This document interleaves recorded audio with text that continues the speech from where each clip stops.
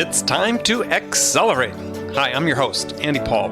Join me as I host conversations with the leading experts in sales, marketing, sales automation, sales process, leadership, management, training, coaching, any resource that I believe to help you accelerate the growth of your sales, your business, and most importantly, you. Hello, and welcome to Accelerate. I'm excited to talk with my guest today. Joining me is Laurie Sudbrink, founder and president of Unlimited Coaching Solutions Incorporated, author of a book called Leading with GRIT, which is an acronym inspiring action and accountability with generosity, respect, integrity, and truth. Laurie, welcome to Accelerate. Oh, thanks so much, Andy. I'm so happy to be here with you. Well, good. Actually, we're in relatively close physical proximity, a couple hundred miles at least. So take a minute, introduce yourself, maybe tell us how you got your start in business that led you to where you are now. Yeah, sure. Well, it was probably about 20 some years ago that I had left. Well, it might not have been quite that long. Almost 20 years ago, I left the corporate world, and it was really difficult to do at the time because I was younger, woman. I didn't really feel like I could start my own business, but I ventured out there and started Unlimited Coaching Solutions. The whole reason behind that was to help people really be able to get the kind of training and coaching that I thought they needed, but wasn't happening in the corporate world, in the workplace. And so I built the business mainly in Rochester, New York, and really just travel all around the world doing mainly leadership and, a lot of communication and team building and that kind of training. But that's pretty much how I got started. It wasn't really a long, dragged-out planning process for me. I'm a type A personality. I just jumped out and did it. Well, that's the way things often go, right? I mean, too much planning can be paralyzing. That's right. If you knew what all the risks were, you wouldn't do it. So exactly. So what was the impetus to write Leading with GRIT? Yeah, that's, I had the idea for a book about 12 years ago, and I wanted to be able to reach more people with this message, what I had been sharing in the workplace, because the process really works. And the name GRIT came to be on, as the title a lot later than the process. So I ended up, giving it that title probably about 8 or 9 years ago, to come up with what we were really doing. And the book itself, was just born out of an idea of being able to give people the tools at their fingertips. As you know, the book is designed to be able to, the first chapter, kind of read and reflect on yourself and then really put it into action. How do you communicate with grit? How do you lead, in your companies with grit? Right. And so you were sort of this, we talked about this before I came on the air, sort of leading edge, because after you publish your book, then suddenly there's almost I would call, small flood of books that enter onto the marketplace talking about grit, sort of become the topic du jour. But those books really are talking about more of the classic definition of grit, more of the passion, perseverance. And yours, at least on the surface, is sort of, it may end up in some cases in the same spot, but really a different take on it. So how is it different than those? Yeah, it's the acronym GRIT, generosity, respect, integrity, and truth, is really the way that you can create the passion and perseverance in your life. Because too often what's happening is, grit is good, but grit in and of itself, we can tend to leave people in the dust. We can tend to not think about all of the characteristics and elements that we need to be successful. And so grit, generosity, respect, integrity, and truth kind of gives us a roadmap to do that. And the as you know in the book, we invert that acronym and actually start with truth and work our way back through to generosity, because it all starts with your core and truth, and what we're looking for in the world, in fact, is that sense of genuine generosity where we're giving, because we want to, not because we have to. And so the acronym itself is a little different than just the meaning of grit, but it absolutely helps us to persevere and make sure we have the passion and everything else it takes, generosity, respect, integrity, and truth, to get there. So truth, then you say you start with that, is by truth, and think about this audience, largely a sales audience that listens to the show, is really transparency. It is, and it's a little different than what generally people think about truth. Truth, integrity, respect, and then generosity is how it goes in the the pattern. And with truth, it's really more about being aware and accepting who you are, what you are, where you want to go. It's looking at your truth. It's being able to look at yourself and know what's important to you, know what your priorities are, know what those sales goals are and what those numbers are, but what do they really mean to you from a value kind of standpoint? It allows you to really be able to know yourself, and accept yourself. Like I said, when you get to integrity, the next piece, that's where the transparency really comes in, because that's the part where you're sharing who you are with other people. You're walking the talk. You're living who you say you are in your truth. So integrity is about aligning yourself to your truth. And that comes out in the form of communication. It comes out in the form of behavior. There's a really cool tool in the book called the accountability ladder, which helps us look at, are we really in integrity with ourselves? Are we taking ownership and stepping up and taking accountability? Do you want me to keep going through the model, or did you want to go somewhere? We'll work through it. I just have a question in the meantime. So the truth, maybe as a parallel to some degree, is a little bit becoming familiar with sort of your EQ. You are having to have a very pragmatic assessment of who you are. Yes, this is highly correlated with EQ, that piece of it, because it is a matter of being able to be aware of not only, how old you are, where you live, stuff like that. It's much deeper than that. It's your emotional intelligence and being able to manage that comes more out in the integrity, respect, and generosity piece. The truth piece is just that self-awareness of it. Well, but the self-awareness is so important, because if you're not, it's been research done in various forms that's saying in the sales world that there's this, and actually in the social world, and somebody I was just speaking to recently was telling me about this, is a study done that people went on like a blind date, a man and a woman, and they did surveys afterwards, and they found that invariably the person who talked the most, meaning they're primarily talking about themselves, thought it went better than the person who spoke less, right? And similarly, as customers have the same thing, customers are very astute, people are very astute, perceiving other individuals, oftentimes more accurately than perhaps the individual perceives themselves. And they have the same mismatch where salespeople generally think that they provide more value than the customer thinks they do. And so the key is, as you talked about, it starts with this truth of you. Yes. Yeah. And as we know, it all stems from that. That's the core, how we're feeling, how, what we think about ourselves, our confidence, our self-esteem, is our ego getting in the way?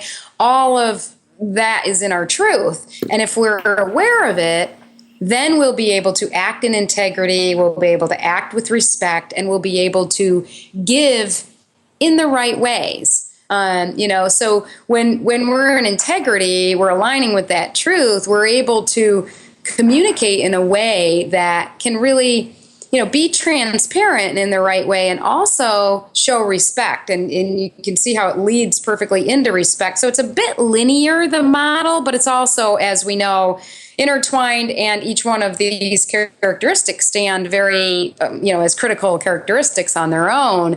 But respect, we have to be able to respect ourselves first. So great example of it is as sales managers and sales people, are you taking care of yourself in the right way and making sure that you are staying aligned to your truth? You're doing everything that is important to you so that you can be the best salesperson, so that you can be the best sales leader, so that you can give, when it gets to generosity, in the right ways to people, and you're focused on the right things, and then are we respecting other people? Are we really looking at that other person, especially from a sales management standpoint? Are we looking at our team as individuals, as human beings? Do we genuinely care about them? And are we helping them develop in their unique ways? And, and being able to coach them as they need it, not as you think, not in your style, but being able to look at each one of them as unique individuals. The DISC model is something that, Sure. I use and share in the book, and most people are probably familiar with that. It's such a great tool to be able to help understand what your natural behavioral kind of personality style is, and then be able to size up what your customers are. Same thing with a sales manager and his team. That sales manager, she needs to be able to know what style these people are so she can talk their language, so she can help them and really connect and build trust with them. And that's what the respect and integrity piece helps a leader to build trust, because there is that transparency, and it's in a way that people feel like you genuinely care about them. When you get to that level, you just kind of breeze right into generosity. It's no effort. That's the thing that's cool. It's like, we don't have to try to do those one-on-ones with our direct reports. We don't have to, we don't squirm when we have to give them some negative feedback. We want to, because we know that's the right thing to do. We've aligned ourselves properly. We've had the right conversations with them, and we're eager to help them in that way, because we know that, that genuinely is the right thing to do with grit. The payoff is that we all make great money. That's awesome. But if we do it because of the money, we know that it comes out with a different intent and a different energy. Yeah, the acronym would change at that point. So yeah, I think that certainly applies in sales management. Applies as from a salesperson a sales professional dealing with his or her customers. Is that understanding yourself, being pragmatic in the assessment you have, dealing with them transparently, from a source of integrity in the broader sense of the word as you describe it, as well as integrity, respect. You're there to serve. You're there to serve. It's about them. And you talked about sales managers looking at their salespeople as unique individuals. It's a more pervasive problem in sales is that people think the customers are all alike, right? The customer wants to do this. Yes. We sell this one product, therefore we can put all these customers in the same niche. And as you point out in your book, you can't do that. Everybody is unique. It's without stressing the unfortunate snowflake cliche. Everybody is unique. And if we as leaders can help our salespeople not only understand this, but actually enjoy it. But actually look at it, help them shift their thoughts and beliefs around the fact that each one of their customers are unique. Instead of, this is difficult and this is hard because each one is unique, we look at it and go, wow, this is cool. This is going to be fun. Mm-hmm. I get to dance a different dance with this customer than I do with another customer, being able to just have some fun with it. That too, I think, is one of the biggest roles of a sales manager, to help their sales professionals be able to really shift their thoughts and beliefs around some of these things so that they will genuinely act differently with their customers. Right. Well, one thing you spend a lot of time talking about is change, and you address it in the book and in your writing and videos. Podcast series you produced with our mutual friend Todd Schnick. So I'm always struck when I talk with sales professionals and sales leaders, thought leaders, that you look at the content of the books that are sort of written. It's like, okay, we're talking about the same problems and challenges that we've had in sales for generations. Mm-hmm. And so as I think about the persistence of these challenges, it comes down to me, I guess, boils down to the fact that, geez, we are just woefully ineffective and have been forever in how we coach change. Because that fundamentally is the issue. If we're not seeing change in these behaviors, if we still think, just to take a common one, salespeople, first thing they do is when they meet a new prospect, is they talk about themselves. Okay, well, this has been talked about for 130 years since modern American selling started. Right. It's always been the same issue. Right. It's not that people aren't capable of changing, but obviously we're horrible at teaching change. Yeah. And I think the fundamental problem is we're teaching at the wrong level when it comes to change. We're trying to focus on getting people to change their behavior, to change their actions. They're looking at numbers, they're looking at this, and they're saying, okay, we need to change these actions and behaviors and these tasks, when really, most of the time, we need to help those people change their thoughts and beliefs. We need to help them focus on, for example, like you just said, because the salesperson goes in, they end up talking all about themselves first. There could be a number of different reasons why the person ends up doing that. They know better, let's say, and they go in and they do it anyway. They could be nervous. Any of these things could happen. But fundamentally, or at their core, do they really believe that the customer, that you're there to serve that customer and help that customer? Do they really believe that? Probably not. They're probably still at a level of, intellectually they believe it, but they haven't gotten deep enough to shift their own thoughts and beliefs around that. They're still focused on themselves rather than the customer. They're not really in the moment with that customer. Well, yeah, I mean that's a huge and worsening problem as mobile technology and everything is exacerbates that. Yeah, and so if leaders can focus with their sales teams more on helping shift thoughts and beliefs. And how do we do this? We do it with stories. We do it with questions. We do it with giving them, sharing a vulnerability that really happened in your past and how it helped you in some way. You help them to really, be able to look at things that way. And as you're familiar with from the book, the 5 Steps of Change is a great model to help people kind of walk through for themselves too, because what it does is it takes you through. I can give you the 5 steps real quick. We'll go through it. Okay, that's coming up here. Okay, gotcha.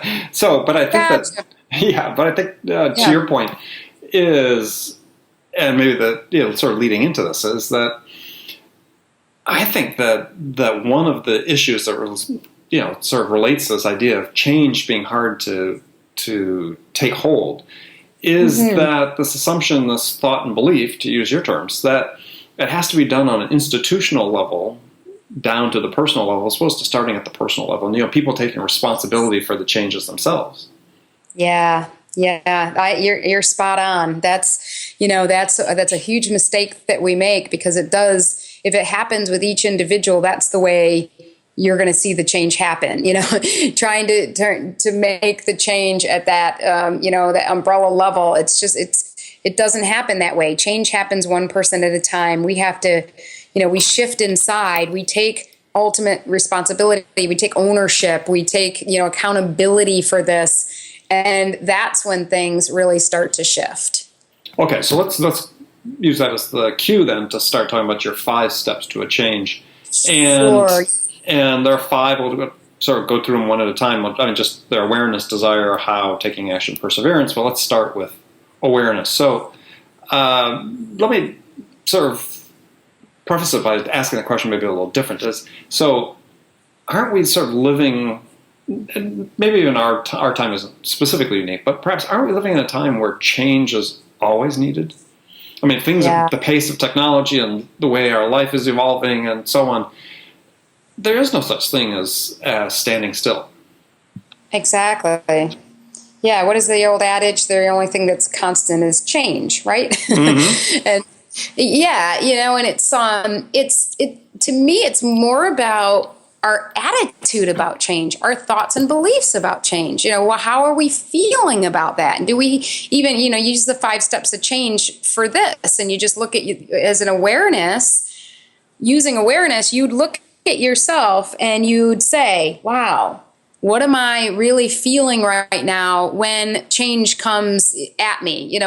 What's going on in my own mind about it? Stalk myself for a few minutes. What are those little voices telling me about this change? And being able to use your awareness, your self-awareness, without judgment is a critical point of awareness, because most people, when they become aware of their thoughts and beliefs, or they become aware that they're not doing something they should, they start to either make excuses or beat themselves up, or they don't do something that's productive, which is really just being in awareness, just looking at it, that takes practice for a lot of people. It's not an easy thing to do. We really are conditioned to judge things. Is it good? Is it bad? Is it this or is it that? Oh, sure. It's not to say, and it's not to say that we should just accept it and not move on. Of course not. The whole change model is about making change. But the first step is that we have to just kind of go, okay, yeah, we accept it. It is what it is. Now, do I want to change it? So how do people train themselves to listen to themselves without these biases, without these filters, without judgment? Yeah. How do you do that? It's kind of funny, because it's like we have to be aware to be aware. So how do we do that? If you're a person that uses lists, if you're a person that uses a calendar, tasks, whatever you use to organize yourself, you probably at first, to be able to create a habit, you're going to have to carve time out to actually be in the moment with yourself, be present with yourself, take the time to self-reflect. Even if it's 3 minutes a day, 1 minute in the morning, 1 minute during lunch, 1 minute in the evening, that goes so far to be able to just calmly self-reflect. Not any judgment, just be able to look at yourself. Oh, interesting. How am I feeling right now? What's going on with me? And then as soon as you find yourself judging yourself, you just go, okay, next. Or, oh, that's interesting. You come up with things to help you to not go into that judgment phase. A lot of people are doing yoga and meditation and all kinds of things to be able to quiet their mind and be able to do this self-reflection. But we don't have to, I think that stuff is all great, and I do that myself, but you don't have to do all of that. You can just stop and pay attention to how you're breathing, what your thoughts are. And I fondly call it stalking myself. Yeah, I mean, it is classic being mindful, except in small bites, as you talk about it, and which is a trend. I mean, you have to use that same technique when you're talking to a customer, and you have to be mindful. You have to be in the moment. You have to listen without judgment. If you can learn to do that with yourself, you can obviously, hopefully, learn how to apply that to your conversations with other people, including your prospects and customers. And what's cool, Andy, is when you're practicing with yourself or you're practicing with your customers, it's all practice, so pretty soon you find, wow, I'm really mindful throughout most of the day. But like anything, it takes practice. Yes, practice, practice, practice. Yeah. That's right. How do we get to Carnegie Hall? So the second step then, the first step is you have your awareness of the need for change and awareness of what the impacts or what it could mean for you. Next one is desire for change. Yeah. And that's really, the why. Why do I want this change? So the first step, okay, I'm aware. And then it's like, okay, why do I want to do it? What's in it for me? And we have to own that why. It has to be genuinely our reason for changing. The what's in it for me in a not a selfish way, but what's the value to me, so that I have that self-motivation to do this. And what can often happen is somebody else wants you to change. Your sales manager is telling you to change. Your wife's telling you to change. Somebody else is telling you to change. And we've got to own it ourselves. And the person that can hear someone else asking them to change and interpret that into their own what's in it for me to change is a very self-aware individual. And that's where we're striving to be. Because if we could take any kind of, feedback from anyone and be able to turn that into something useful for ourselves, that's what is really powerful and really strong.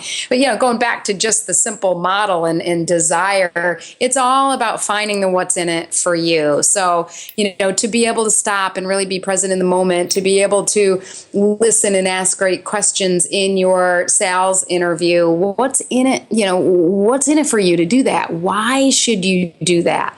What's the power of that for you? And really self-reflecting on that, and not just the surface level of it, because that's, what you have to do in a sales call. Well, It's like, yeah. I think you have to almost flip the coin, because I think part of the whole thing with the what's in it for me is sort of what goes hand in hand with that is perception of risk, right? Yes. So I'm saying what's in it for me based on my perception of what the risk is. And I think what people have to think more about these days is flip that on its head and say, what's the risk to me if I don't change? Yeah. Okay, yeah, so you have to be mindful of the consequence of not changing. And exactly. I think that, at least to me, that when I work with you, I think that's a more powerful way for them to look at it, because then they can really understand what the consequences are. Yeah, and I write about that in the book, and then we talk about, it's pain or pleasure. It's like, exactly. It comes down to that pain or pleasure. It's like, okay, what's going to motivate me at this point? And usually for most people, it's thinking of the pain that will happen if I don't do it. Right. Instead of the pleasure that I will get if I do it. The pain is the bigger motivator. Yeah. Exactly. Okay, so third step is the how. And as you talk about in the book, is that some of the impetus for change really derives from knowing that it's possible to do. So, we sort of assume that people in general know how to change, but in actuality, most people learn by watching or learn by seeing others do it. So they have to be told how to change. Yeah, absolutely. And they have to be, like you just said, they have to watch, and then they have to try it for themselves. And that gets a little bit into the next step, but just being able to find something that works for you as well when it comes to that third step, the knowledge, the how, and this is a great example of where everybody's different. We all learn differently. We all need different tools. So one book might work well for somebody. One training might work well for somebody. We've got to know ourselves, and we've got to know our people so that we can figure out how to best get our behavior to shift. And so, using one type tool might work one time, even for the same person, and then they might have to switch it up and stuff. So being able to be aware that there is a lot out there too, as well, being able to find the tools that we need. And that's the sales manager's role, to help the sales team do that. But we have to do that for ourselves as well. Yeah, people probably roll their eyes when I say this, that have listened to the show a lot, is you can't rely on your employer to provide everything for you. So exactly. A lot of this has to come from you, because it's your career. It's not their career. It's your career. It's their job, but it's your career. And you think about it, Andy, these are steps going up, the 5 steps of change. If you're aware and you have the desire, you really want to, you're going to be already motivated to find the how. It's not as difficult. If you just go in at that level of finding how and you don't have your motivation, that's when it's tougher. Yeah, well, that's when then it becomes really difficult to make a decision, or to make the right decision about how to do it. Yeah, absolutely. Yeah, you're absolutely right. So step 4, taking action. It's I read an article recently in, I guess, Fortune magazine, talking about how McDonald's has gone through all these huge changes, and their new CEO's watchword motto basically is, act first, talk later. Are there times when action is just more important than the why? Well, there certainly is, because I like that fake it till you make it kind of thing. Mm-hmm. It's like sometimes we just can't get to the why. We've got to get over ourselves. We've got to just exercise the muscle. We got to just try it, and just get out there and get it rolling. So I absolutely agree with that there are times that we just, even if we can't find it, we all know just starting is one of the most important things. And that's where a lot of us are stuck the most. We might even kind of get the how and we're motivated, but there's still something holding us back we haven't gotten to, and we won't take that action. And just being able to take that first step, or just putting yourself out there, be vulnerable. It's okay to make a mistake. And, that's a good point to bring up too with our sales management. It's so important that they provide an environment where it's okay to make a mistake, and put people out in situations where they do get an opportunity to watch and see and all of that and learn, but also be with them and watch them as they go through that sales call so that they get a good debrief at the end of it. What'd you do right? What'd you do wrong? And what are you going to do differently next time? Yeah. Well, and I think that one of the ways that people become paralyzed and start procrastinating is the perfectionists that want to have everything in order. So if people are saying, yeah, we've got these 5 steps, I really need to nail steps awareness, desire, how before I can take any action. Yeah, it doesn't really work that way. I mean, it's as you said, you want to go through those steps. Those are important steps, but there's a tendency of people to want to say, I want to perfect that first, right? And that doesn't exist. Perfect doesn't exist. Get out there, as you said, fake it till you make it. It's really how you learn. And I'm sure you had the experience with your book as I had with my books, is I didn't really know what I'd written until other people started reading it and giving me feedback about what they took from it. So I learned over time what it was. So that the how and why.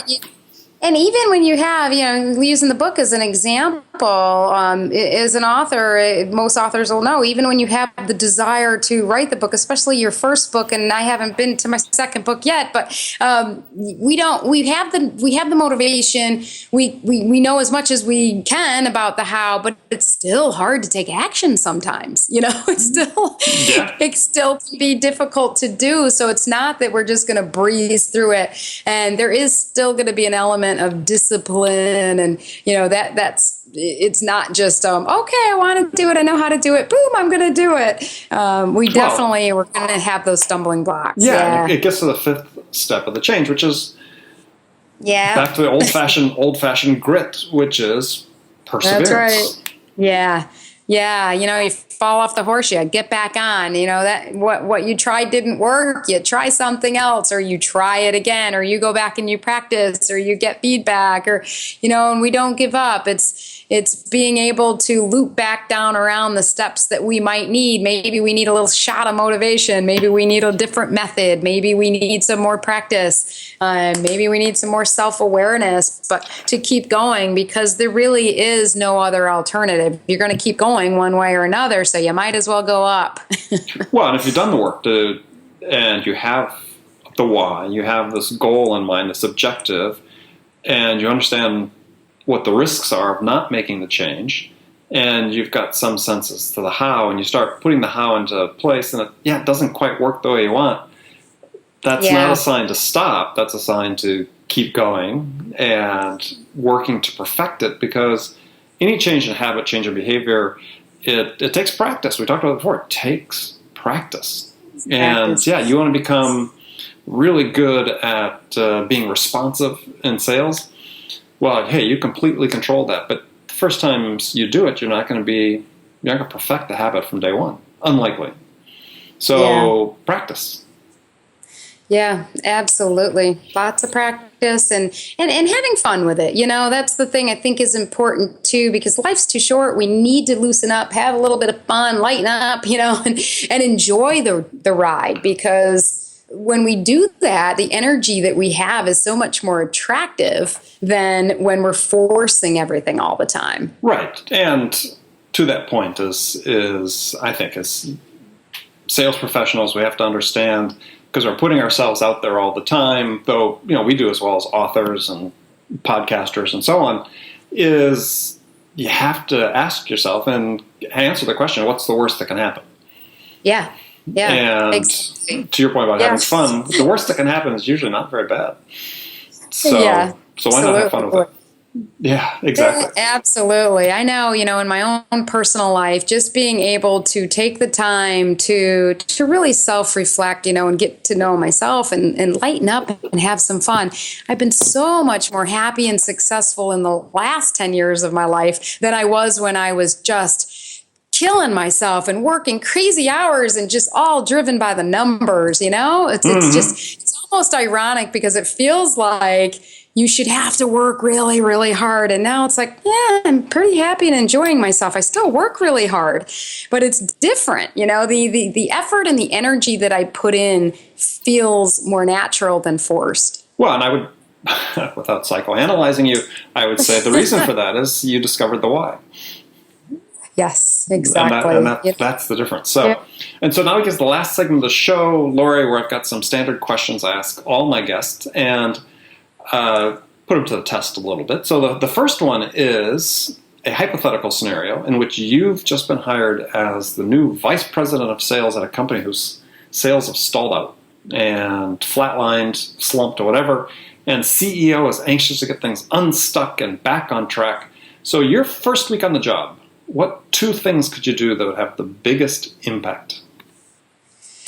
First 2 things would be to first meet with the entire team and be able to help them see who I am. Be completely transparent. I don't mean 100%, of course, but be transparent and share vulnerabilities and help them to see that I'm a real person. And the second thing would be to meet with each one of them one-on-one to make sure that I connect and understand each one of them and make sure that they, to start building some trust. Okay. All right. That's important.